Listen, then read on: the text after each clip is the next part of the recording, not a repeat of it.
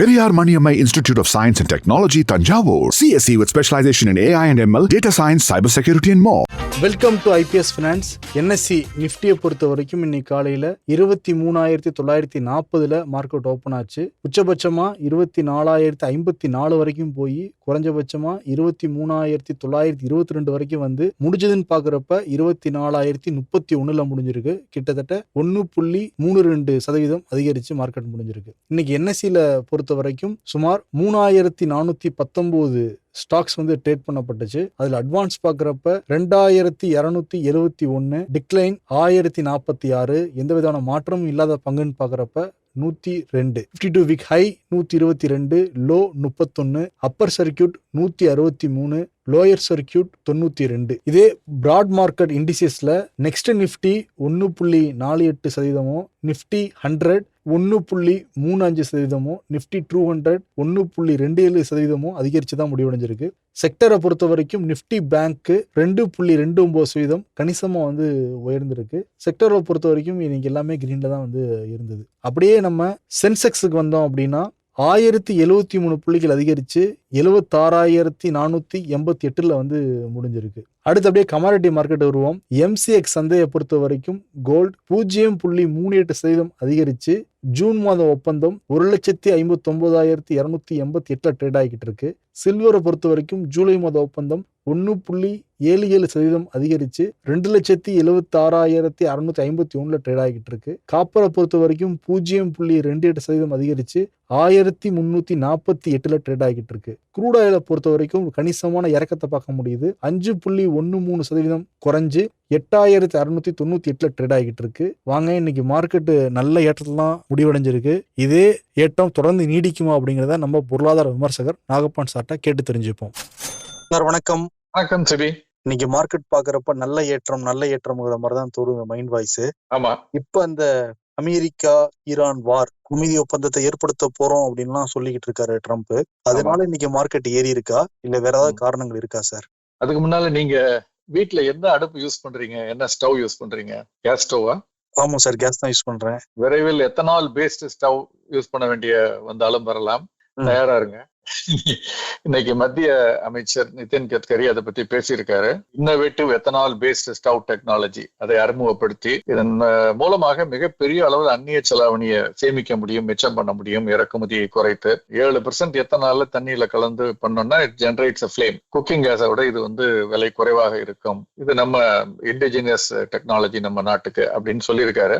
So இது கவர்மெண்ட்டுடைய focus இப்போ இன்னோவேஷனை நோக்கி திரும்பி இருக்கு. என்ன மாதிரி இன்னோவேஷன்னா வந்து இம்போர்ட் சப்ஸ்டிடியூட்டை நோக்கி திரும்பி இருக்குங்கிறது. இது மட்டும் இல்ல, இன்னைக்கு நிதியமைச்சர் நிர்மலா சீதாராமன் அவர்கள் ஒரு SIDBI small industries development bank of India அதனுடைய 37வது ஆண்டு விழால பேசும் பொழுதும் இதை பத்தி சொல்லியிருக்கு. இதை பத்தி இல்ல, இன்னைக்கு இருக்கக்கூடிய முக்கியமான பிரச்சனைகளை பத்தி சொல்லியிருக்காங்க. 3Fs அப்படின்னு சொல்லிட்டு ஃபியூயல், ஃபெர்டிலைசர், ஃபாரெக்ஸ், இது மூன்றையும் நம்ம சிக்கனமாக பயன்படுத்த வேண்டும், கட்டுப்பாடோடு பயன்படுத்த வேண்டும், சேமிக்க வேண்டும்னு சொல்லியிருக்காங்க. ஃபியூவல், ஃபெர்டிலைசர், ஃபாரெக்ஸ் அப்படின்னு பிரதமர் சொன்னதை பாயிண்ட் அவுட் பண்ணி சொல்லியிருக்காங்க.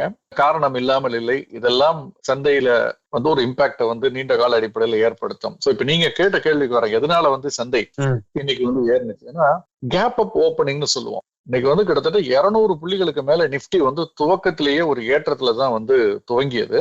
அது மட்டுமல்ல, மதியம் வரைக்கும் வந்து பக்கவாட்டு நகர்தல்ல ஏற்றத்தோடு இருந்தால் கூட, சின்ன சின்ன ஏற்றத்தோடு இருந்தால் கூட 2.25 மேல நார்மலா ஒரு கரெக்ஷன் வர்றதுக்கு வாய்ப்பு இருக்கும் அப்பப்ப. ஆனால் கரெக்ஷன் வராமல் இதற்கு நேர்மாறாக 2.25 பிறகு மேலும் ஒரு 75-80 புள்ளிகள் சந்தை இன்னைக்கு அதிகரிச்சதை பார்த்தோம் நிப்டி. சோ ஷார்ட் கவரிங்கா இல்ல இறங்காது அப்படின்னு ஒரு தீர்மானம் வந்து பாசிட்டிவான ட்ரெண்டுக்கு மேலும் சென்றதாங்கிறத பார்க்கணும். சோ இந்த ஒரு சூழல்ல இதற்கு முக்கியமான காரணம் banking sector. Okay, banking sector அந்த குறியீடு கணிசமாக எல்லா துறையும் ஏறி இருந்தாலும் கணிசமாக அது ஏறி இருக்கு. சோ இதற்கு அப்ப இதெல்லாம் ஏன் ஏறிச்சுன்னு பாத்தீங்கன்னா, அடுத்தது வந்து இன்னைக்கு சர்வதேச சந்தைகள் எல்லாமே இன்னைக்கு வந்து பாசிட்டிவா தான் ஓபன் ஆனிச்சு. ஜப்பானிய பங்கு சந்தை குறியீடு இன்னைக்கு மட்டும் ஒரு 2000 புள்ளிகளுக்கு மேல் 3% மேல ஏற்றத்துல முதல் முறையாக ஆல் டைம் ஹை, மீண்டும் தொடர்ந்து ஆல் டைம் ஹையை தொட்டுக்கிட்டு இருக்கு அப்பப்ப. பாக்குறப்ப இன்னைக்கு 65,350 தாண்டியது இன்னைக்கு ஜாப்பனீஸ் குறியீடு, பங்குச்சந்தை குறியீடு. ஆசிய பங்குச்சந்தைகள் எல்லாமே, ஆஸ்திரேலியன் ஸ்டாக் எக்ஸ்சேஞ்சா இருக்கட்டும், ஷாங்காயா இருக்கட்டும், எல்லாமே இன்னைக்கு ஏற்றத்துல. ஐரோப்பிய பங்குச்சந்தைகள் இப்பொழுது வணிகம் நடந்து கொண்டிருக்கு, எல்லாமே ஏற்றத்துல. 1%, 1.5%. பிரான்ஸ், இட்டலி, ஜெர்மனி எல்லாமே ஏற்றத்துல.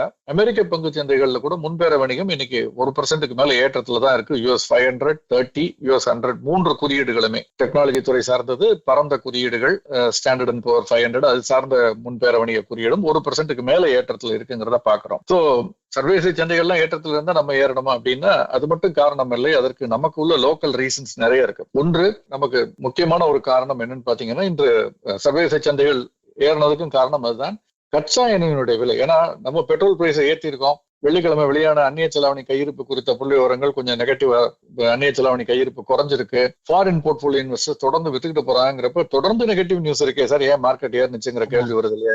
ஆமா சார். அது மாதிரி டாலர் எவ்வளவு சார் கையிருப்பு குறைஞ்சிருக்கு நமக்கு? $8 பில்லியன், கிட்டத்தட்ட $8 பில்லியன் குறைஞ்சிருக்கு இந்த வாரத்துல.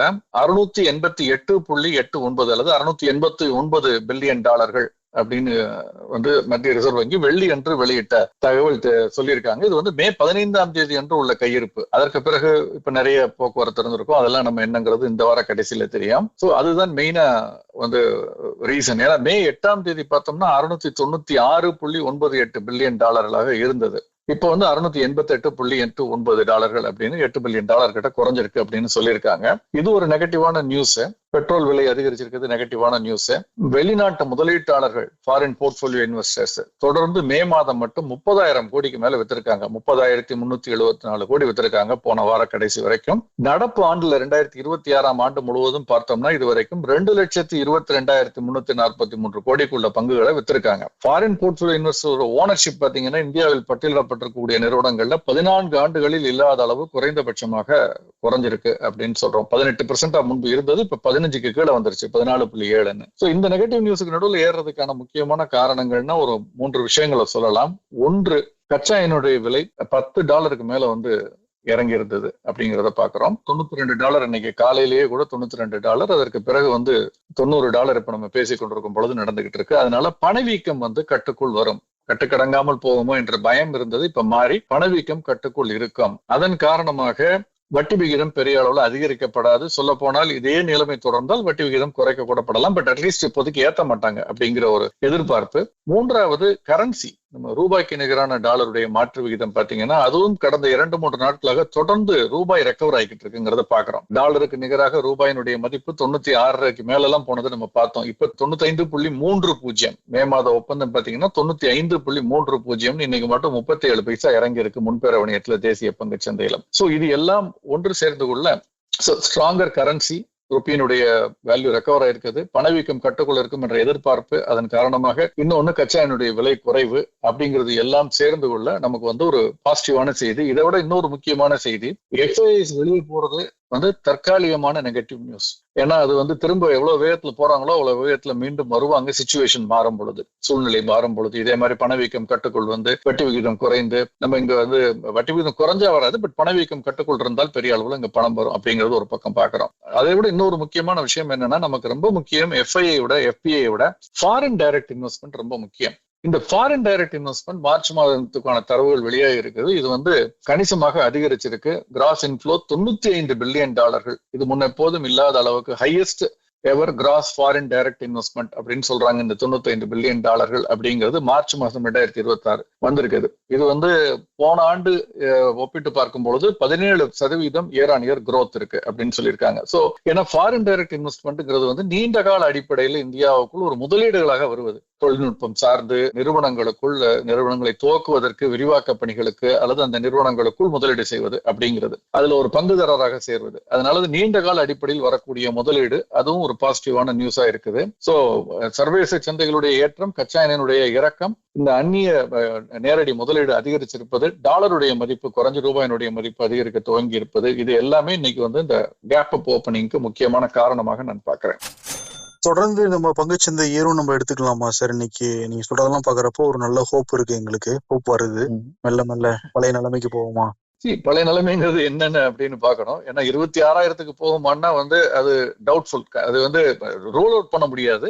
பட் அதற்கான இந்த சாதகமான சூழல் தொடர்ந்து இருக்கணும். இன்னைக்கு ட்ரம்ப் ஒண்ணு சொல்லியிருக்காரு, ஈரான் ஒண்ணு சொல்லியிருக்கு, நாளைக்கு என்ன சொல்லுவாங்கன்னு தெரியாது. ஏன்னா இன்னைக்கே நீங்க பாருங்க, சென்செக்ஸ் 1000 புள்ளிகளுக்கு மேல ஏறி இருக்குன்னா அதுல பாதிக்கு மேல 600 புள்ளிகளுக்கு மேல் அதிகரிப்பதற்கு 5 அல்லது 6 பங்குகள் தான் காரணம். வங்கித்துறை சார்ந்த பங்குகள். HDFC வங்கி மட்டுமே 263 புள்ளிகள் சென்செக்ஸ் அதிகரிப்பதற்கு காரணம். 161 புள்ளிகள் அதிகரிப்பதற்கு ICICI வங்கிய காரணம். State Bank of India, Axis Bank, அப்புறம் கோட்டக் பேங்க், பஜாஜ் பைனான்ஸ், இந்த 5 அல்லது 6 பங்குகளை சேர்த்தாலே 600 புள்ளிகளுக்கு மேல இன்னைக்கு சென்செக்ஸ் அதிகரிச்சதுக்கு இதுதான் காரணம். இதை ரிமூவ் பண்ணிட்டு பாத்தீங்கன்னா சென்செக்ஸ் ஏற்றம்ங்கிறது 500 புள்ளிகள், நிப்டியில கன்வெர்ட் பண்ணும் பொழுது ஒரு 150 புள்ளிகளுக்குள்ள தான் வரும். சோ இது ஒரு துறை இன்னைக்கு கணிசமா அதிகரிச்சிருக்கு. அதுபோக பரவலாக ஏற்றம் இருக்கு. சின்ன சின்ன ஏற்றங்கள் தான் மற்ற ஏற்றங்கள்லாம். இது நாளை அந்த துறைகள்ல போக்கஸ் திரும்பலாம், நான் மறுப்பதற்கு இல்லை. ஆனால் ப்ரொவைடட் இந்த ஒரு பாசிட்டிவான போர் சூழல் அப்படிங்கிறது ஒரு முடிவுக்கு வரும்ங்கிறது தொடர்ந்தால் நிச்சயமாக நம்ம பழைய லெவலுக்கு போகலாம். இன்னைக்கு நான் எதிர்பார்க்கறது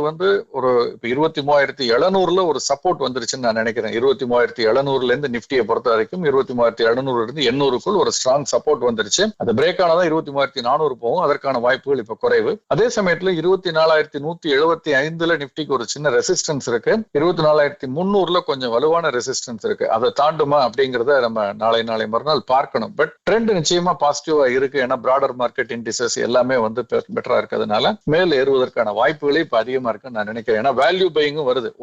ஒரு விஷயம் நீங்க பாருங்க, FIIs கடந்த சில மாதங்களாக வித்து பணத்தை எடுத்துக்கிட்டு போனப்ப அந்த பணத்தை கொடுத்து அவர்கள் டாலரை வாங்கிய பொழுது அவர்கள் டாலருக்கு 90 ரூபாய்க்கு கீழே கொடுத்துதான் வாங்கினாங்க. இப்ப அதே பணத்தை இந்தியாவுக்குள்ள திரும்ப கொண்டு வந்தாங்கன்னா 95 ரூபாய் கிடைக்கும் அவர்களுக்கு. அந்த டாலருக்கு கொடுக்கும் பொழுது 95 ரூபாய் அவர்களுக்கு கிடைக்கும். ஆக அவர்கள் வாங்கின பங்கு வித்த பங்கினுடைய விலை ஏறலைன்னா கூட மாறலைன்னா கூட இந்த டாலருடைய மதிப்பு விகித மாற்றத்துல மட்டும் அவர்களுக்கு குறைந்தபட்சம் 5% மேல் வருமானம் கிடைக்கும் இந்த குறுகிய காலத்துல. சோ FIIனுடைய ஆட்டம்ங்கிறது வேற மாதிரி இருக்கும். நம்ம அவர்களோட எப்போதுமே நம்ம ஒப்பிட்டு பார்க்க கூடாதுங்கிறதுக்கு இந்த இன்னொரு வேரியபிள் இருக்கு, டாலருங்கிற வேரியபிள் இருக்குங்கிறதுனாலதான் நான் திரும்ப சொல்றது. சிறப்புங்க சார். ரொம்ப குறுகிய நேரத்துல நிறைய தகவல்களாக கொடுத்திருக்கீங்க. நன்றி சார். நன்றி. Periyar Maniammai Institute of Science and Technology, Tanjavur. CSE with specialization in AI and ML, data science, cybersecurity and more.